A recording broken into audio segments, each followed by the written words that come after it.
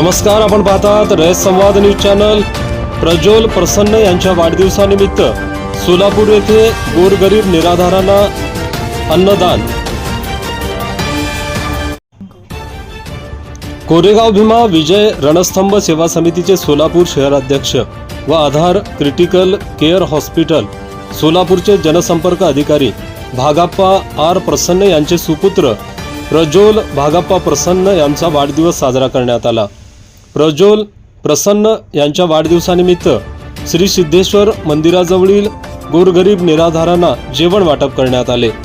प्रारंभी डॉक्टर बाबासाहेब आंबेडकर चौक, पार्क चौक येथील विश्वरत्न डॉक्टर बाबासाहेब आंबेडकर यांच्या पुतळ्यास अभिवादन करण्यात आले।